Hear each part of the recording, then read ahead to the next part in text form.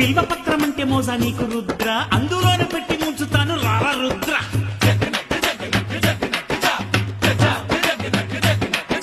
తిరుపమెత్తి తిరిగేటోడ కాటి రుద్ర, నీది యోగం అసలు కానే కాదు దొంగ నిద్ర.